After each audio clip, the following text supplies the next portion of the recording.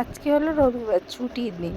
ছেলের তো স্কুল পরীক্ষা হয়ে গেছে, ছুটি। আর তোমার দাদাভাইয়ের ছুটি, বাড়িতে আছে। আর ছেলের আবদার করছে যে বাবার কাছে, বাবা আজকে চিকেন খাবো, চিকেন নিয়ে আসবে, মাম্মাম রান্না করবে।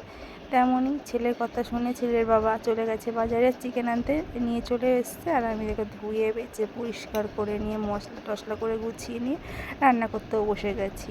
আর ওইদিকে আমি ছেলের তরকারিটা করে আগে অন্য গ্যাসে চাপিয়ে দিলাম, কারণ ওর মাংসটা পুরো একদম মাছের মতন করে নরম করতে হবে আর ঝাল ছাড়া।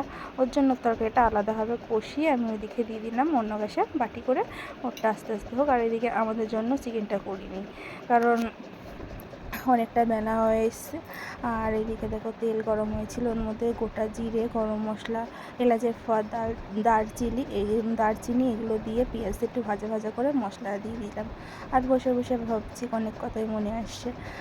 আর রান্না করছি। আর ছেলেও বাড়িতে নেই, ছেলে গেছে ছেলের ম্যামের বাড়িতে পড়াতে আসে। ওর ম্যাম ওর ম্যামের বাড়িতে, কারণ ছুটি থাকলে বাবাকে বলবে বাবা আমাকে ম্যামদের বাড়িতে দিয়ে আসো।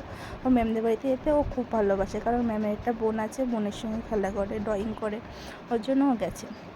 তেমন তোমার দাদাভাই স্নান টান করিয়ে দিয়েছে ওকে। আমাকে স্নান, রবিবার আসলে আমাকে স্নান করাতে লাগে না, ওর বাবা ওকে স্নান টান করিয়ে দেয়, রেডি করিয়ে ম্যামের বাড়িতে দিয়ে এসছে। আর এদিকে আমি রান্না করছি, এই যে চিকেনের মশলাটা বেশ ভালোভাবে কষে এসছে, চিকেনটাও দিয়ে দিলাম।